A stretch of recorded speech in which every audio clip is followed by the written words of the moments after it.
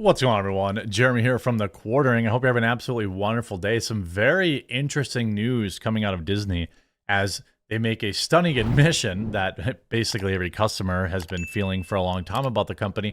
But on top of that, a lot of shuffling around with Marvel and a lot of panic around the company's financial viability after, well, less than stellar results from old Marvel tentpoles that used to make hundreds of millions of dollars are now either losing money or barely breaking even. Movies like Ant-Man, most recently, everything we're hearing about the Marvels with Brie Larson is not drawing enough attention. They moved it back 4, 5, 6, 7 times. The Star Wars, the expensive Star Wars experience where it was like $20K for a weekend, absolute failure. Everything's crumbling down, and that's because, well, I guess the people with the money, they were told to stay away. Disney's CEO Bob Iger admits theme park pricing was too aggressive after rip-off complaints, including FLOP new Star Wars hotel that charges $20K for voyage on fake spaceship. And there's all sorts of other things too. This article this morning, I'm never taking my family to Disney World for spring break again. Here's why. We're totally over it. Disney World cutting back bookings at its $5,000 Star Wars hotel. Bob Iger says we're open-minded about ESPN's future. And then CEO Bob Iger says it's time for newness from Marvel movies. Yikes. It's across-the-board bad news. Disney CEO Bob Iger admitted that the theme park was too aggressive in its many recent price hikes shortly after the price cuts on its $20,000 two-night stay Star Wars-themed hotel when bookings completely dried up.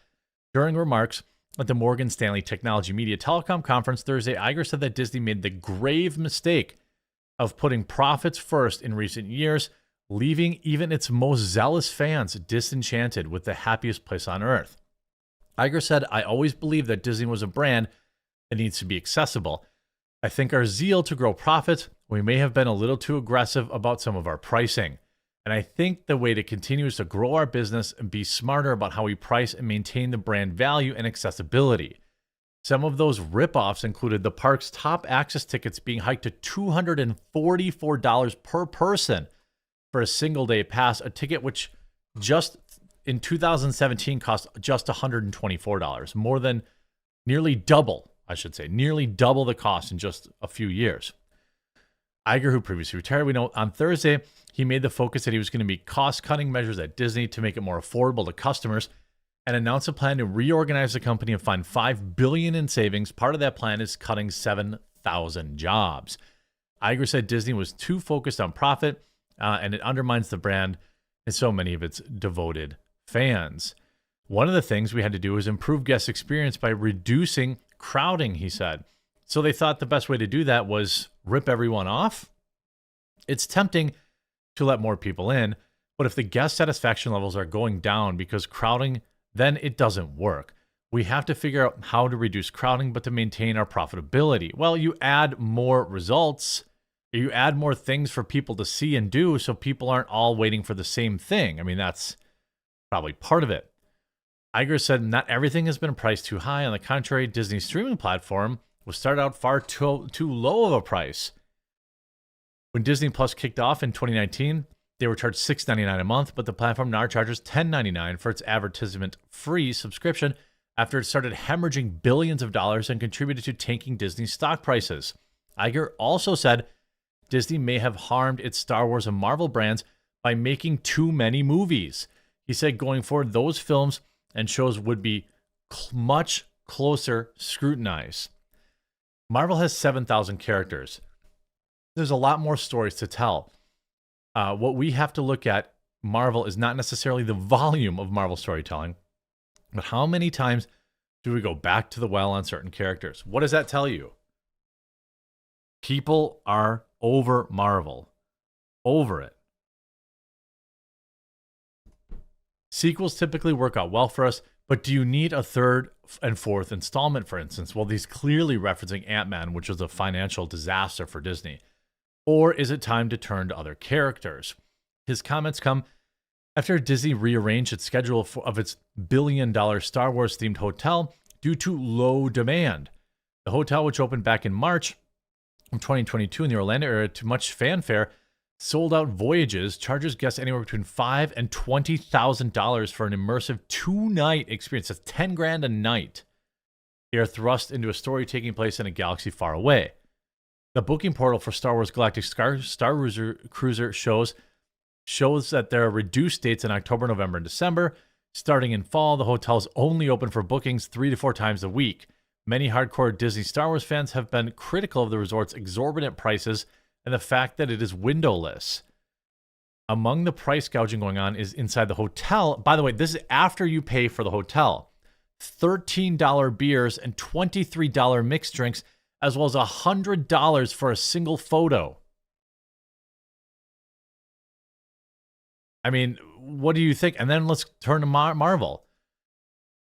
It's time for newness from Marvel movies. After the 4th Thor movie and a 3rd standalone Ant-Man film, even Disney CEO wants something new. Sequels typically work out for us. Do you need 3rd, 4th, and 5th? His comments come on the heels of disappointing box office performance of Ant-Man and the Wasp in Quantumania. As of Sunday, the film, which has been in theaters for nearly 3 weeks, has tallied just $420 million globally. Domestically, it has floundered with $187 million in total ticket sales after premiering with 104. It's a sharp fall from pre-lockdown averages, especially considering the film featured the Marvel Cinematic Universe's next big villain, Kang. Of course, there's nothing in any way inherently off in the terms of the Marvel brand, Iger said. I think we just have to look at what the characters are and stories we're mining. Oh no, there is a lot off with the Marvel brand. Make no mistake about it. You went to the well too many times. You focus on characters nobody liked or wanted to see, and you never planned when you had characters that people liked, like Robert Downey Jr.'s Iron Man or Chris Evans's Captain America, or even, people like Mark Ruffalo as Hulk. I don't, but it is what it is. Or Scarlett Johansson. Now everyone's sick of them. We know when they come back to Marvel, they're just cashing a check, which who could blame them because you pay them extremely well. There's no soul in the writing. Every new character you give me, by the way, is some woke crap. Like, okay, you check a box and there's nothing inherently wrong with America Chavez or what's the other one? Miss Marvel. But you can't expect those to perform. Like, they're a different target audience, right? You want, first Pakistani, it's so amazing. Okay, great, cool. But that's not enough reason for me, your normal Marvel viewer, to watch it. Or you say, this is America Chavez. She's an immigrant. Oh, it's so great. Okay, cool. If that's all you're selling me, I'm not paying you. The most you're going to get out of me is a Disney Plus subscription, and I'll just wait for the thing to come out, and I'll stream it whenever I want. Disney has not put out a movie that I felt the need to see since Endgame. It's been that long where I'm like, oh man, I gotta see this in the theater. I mean, I think for me, the last Thor movie was the straw that broke the camel's back. It was the same thing again. Like, oh no, Thor is trying to find himself. Oh, he found himself. Oh, big finish. Like, that was the biggest, laziest money grab I've ever really been a part of. I shouldn't say it. There's probably worse. But as somebody who really likes Hemsworth as Thor and really likes the Thor franchise and the Thor character, I just felt like, man, just ask me for $20 and don't waste my 2 hours, because it was just terrible. Now, his comments come as he orchestrates broad restructuring of the company with an eye on slashing $5.5 billion in costs, with $3 billion of that coming from content. That means they're cutting movies. Like, Disney has been releasing new content from the MCU at somewhat frantic pace over the past few years. The company has used Disney Plus as a vehicle to introduce new characters, Moon Knight, Miss Marvel, She-Hulk, as well as deeply explore legacy characters like Loki, Falcon, and the Winter Soldier between theatrical releases. However, as the MCU grows, some have rallied behind the franchise, excited for new entrants and content. Others have found the required viewing of additional series to be arduous and wonder if Disney should slow down the rate of its release. Yes. How could anyone question this? This is what we told them about Star Wars, too.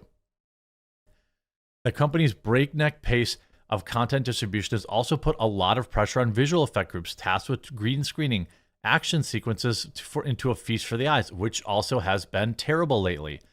The increased output from the studio has exacerbated production woes these third parties faced in the wake of shutdowns due to the lockdowns. The result has been some criticism about underwhelming superpower effects or slapdash CGI backgrounds that appear muddled. Marvel has begun spreading out its releases after Quantumania in February and will release Guardians of the Galaxy Volume 3 in May, and has postponed the Marvels previously set for July all the way back to November. And by the way, the Marvels is going to stink.